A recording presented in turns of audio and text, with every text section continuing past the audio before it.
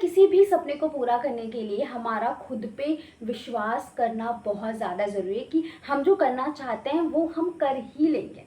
पता जब मैं नीट की प्रिपरेशन करती थी ना, तो मुझे खुद पे बिल्कुल भी ट्रस्ट नहीं था कि मैं कर लूँगी। मैं बस पढ़ती थी क्योंकि मुझे पढ़ना होता था। लेकिन अगर मैं खुद पे ट्रस्ट करके मेहनत करती तो शायद मैं और भी अच्छे मेडिकल कॉलेज में होती। बस मैं खुद को लेके थोड़ी सी अंडर कॉन्फिडेंट थी कि मैं कर भी सकती हूँ, क्या मैं इसके काबिल भी हूँ, मैं लायक भी हूँ। पर ऐसा नहीं करना होता है, आपको खुद पे ट्रस्ट रखना होता है। जब आप कॉन्फिडेंटली खुद पे विश्वास रख करके प्रिपरेशन करते हैं तो आपके और भी ज़्यादा अच्छी रैंक आने के चांसेस बढ़ जाते हैं। जब आप क्वेश्चंस मार्क करते हो तो आप कॉन्फिडेंटली मार्क करते हैं कि मैं ये ऑप्शन मार्क करूँ और मैं 100% श्योर हूँ कि यही सही है। ठीक है, तो आपके सेल्फ बिलीफ की वजह से बहुत चांसेस होते हैं बहुत ज़्यादा अच्छा रिजल्ट आने के। तो believe in your self while working on your dreams. Okay, with this I am Preeti Singh, MBBS third year student, teaching you all the concepts of biology here. Let's get into this. तो बस ये neuroglia बचा हुआ था animal tissue से, वो आज हम जल्दी से डिस्कस करते हैं। और आज हम बिल्कुल नया चैप्टर शुरू करेंगे, ह्यूमन फिजियोलॉजी, जो कि बहुत ज़्यादा इंटरेस्टिंग होने वाला है। ठीक है, तो इसको जल्दी से ख़त्म करते हैं। न्यूरोग्लिया क्या होते हैं यार? आपके ब्रेन में एक स्पेशल तरह के सेल्स होते हैं जो न्यूरॉन्स को सपोर्ट प्रोवाइड करते हैं। ठीक है, एक्टोडर्मली ओरिजिनेटेड होते हैं और ये ब्रेन का 50% से भी ज़्यादा बनाते हैं। ठीक है, काम क्या होता है इनका? पैकेजिंग और रिपेयरिंग में हेल्प करते हैं न्यूरॉन के। ठीक है, कितने तरह के न्यूरोग्लिया होते हैं? मैंने यहाँ पे 4 तरह के डिस्कस किए हैं, वैसे 2 तरह के और होते हैं, वो कोई ज़रूरत नहीं है तुम्हारे लिए। देखो, पहला क्या होता है? एस्ट्रोसाइट्स। एस्ट्रोसाइट्स का साइज बहुत बड़ा होता है और ये पैकेजिंग और रिपेयरिंग में हेल्प करते हैं न्यूरॉन के। दूसरा है ऑलिगोडेंड्रोसाइट, ये बहुत इंपॉर्टेंट है। ऑलिगोडेंड्रोसाइट क्या करता है? माइलिन शीट बनाने में हेल्प करते हैं। फाइन। तीसरा है आपका माइक्रोग्लियल सेल्स। इनका साइज छोटा होता है, ये मेसोडर्म के बने हुए होते हैं और इनका नेचर फेगोसिटिक होता है, मतलब कि किसी भी बैक्टीरियल और वायरल के इन्फेक्शन से ये बचाते हैं। ठीक है, एपिडेर्मल सेल्स क्या होते हैं? एपिडेर्मल सेल्स आपके प्रेजेंट कहाँ होते हैं? आपको याद रखना है, ये ब्रेन की कैविटी में प्रेजेंट होते हैं और स्पाइनल कॉर्ड में भी प्रेजेंट होते हैं। ठीक है, सो इतना ही तुम्हें याद रखना है। वैसे तो ये out of the syllabus NCERT में नहीं है, बट फिर भी हमने डिस्कस कर लिया है। यहाँ पे हम इस चैप्टर को विराम देते हैं और कॉकरोच वगैरह वो हम सबसे लास्ट में डिस्कस करेंगे, क्योंकि मैं बहुत ज़्यादा एक्साइटेड हूँ तुम लोग को ह्यूमन फिजियोलॉजी पढ़ाने के लिए।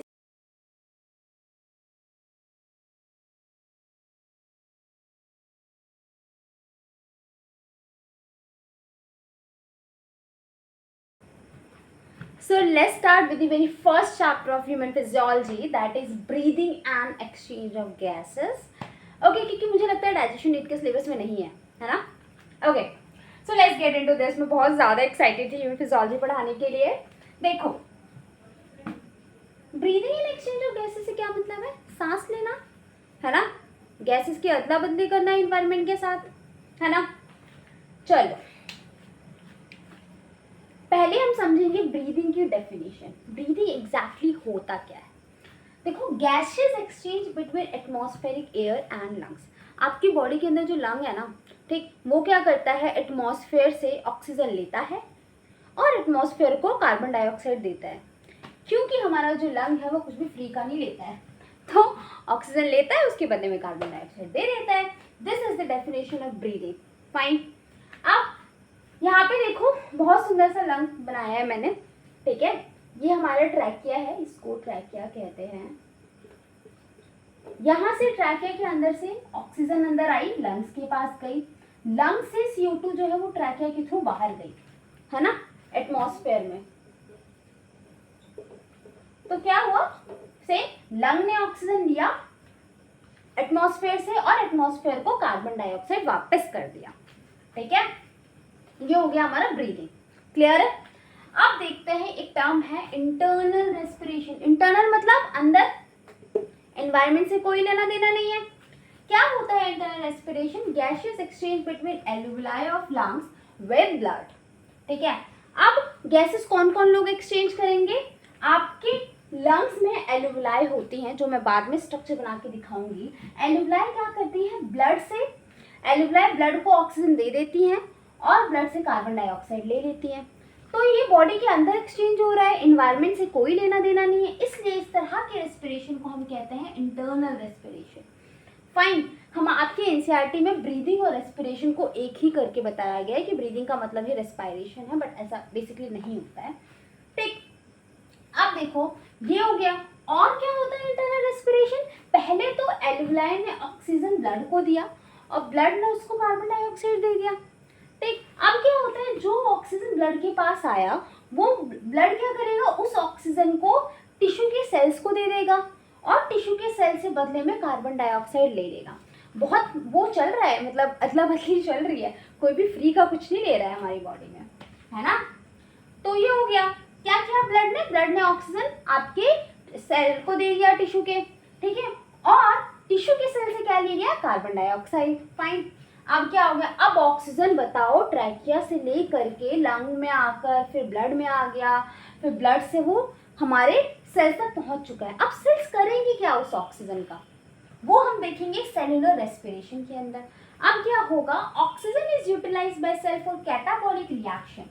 सेल्स क्या करती हैं, वो ऑक्सीजन ले लेती हैं और तोड़फोड़ करने लगती हैं। मतलब कि सेल्स के पास जो कुछ फूड प्रोडक्ट होता है, जब वो ग्लूकोज हो गए, अमाइनो एसिड्स हो गए, आपके फैटी एसिड्स हो गए, उनको तोड़ने लग जाता है। क्यों तोड़ते हैं? क्योंकि सेल को एनर्जी चाहिए होती है। तो सेल क्या करेगी, सेल के लिए खाना था ये glucose, amino acid, fatty acid, इनको तोड़ करके वो एनर्जी गेन करेगी और इनको तोड़ने के लिए सेल को चाहिए ऑक्सीजन। तो सेल ने ब्लड से ऑक्सीजन ले लिया था, ऑक्सीजन की हेल्प से वो glucose, amino acid, fatty acid को तोड़ेगी, उससे एनर्जी लेंगे। अब जैसा कि मैंने कहा यहाँ पे कोई भी फ्री में कुछ नहीं ले रहा है, तो सेल क्या करती है, ऑक्सीजन के बदले में रिलीज करती है कार्बन डाइऑक्साइड एंड वाटर। ठीक है, कार्बन डाइऑक्साइड वाटर निकला। अब जो CO2 और वो वाटर है, वो मतलब हमारे लिए बॉडी के लिए एसेंशियल नहीं है, उसको बाहर वापस जाना होगा, तो ये CO2 एंड वाटर हम रिलीज आउट करा देते हैं। ठीक है, कितना सही प्रोसेस था ना। देखो ऑक्सीजन एनवायरनमेंट से लेकर के कहाँ तक पहुंचा, आपकी बॉडी के सेल तक। फाइन, एक बार और बता देती हूँ, हमने एनवायरनमेंट से ऑक्सीजन लिया, लंग के पास आया, लंग्स में एल्वुलाई थे, एल्वुलाई तक वो ऑक्सीजन गया, फिर एल्वुलाई से वो ऑक्सीजन ब्लड वेसल्स के ब्लड में गया, वहाँ से ब्लड उसको लेकर के आई सेल्स तक। ठीक है, सेल्स ने वो ऑक्सीजन लिया, वो ऑक्सीजन लेने के बाद उसने उस ऑक्सीजन को अपने फूड प्रोडक्ट को तोड़ने में हेल्प किया, जो वहाँ पे glucose, amino acid, fatty acid present था, उसको तोड़ा और CO2 और आपका वाटर रिलीज किया। फिर वो CO2 सेल से ब्लड में गया, ठीक है, ब्लड से वो गया एल्वुलाई में, एल्वुलाई से ट्रैकिया से वापस आपके एनवायरनमेंट में वापस चला गया। ठीक है, this is the introduction of breathing and exchange of gases. ये वाला पार्ट हम कल डिस्कस करेंगे। आज के लिए इतना इंट्रोडक्शन रखते हैं रेस्पिरेशन का, क्योंकि आज हमने नया चैप्टर शुरू किया था, थोड़ा सा ही पढ़ते हैं। और with this I'm ending this lecture here. Keep studying और प्लीज़ खुश रह के पढ़ो, खुश रह के पढ़ाई बहुत अच्छी होती है। ठीक है, और मिलते हैं नेक्स्ट लेक्चर में। Bye bye. If you like the video give a thumbs up, press the bell icon and subscribe my channel, क्योंकि when you hit the subscribe button I get so motivated to teach you so well in such a conceptual way. So keep supporting and sharing. Bye bye.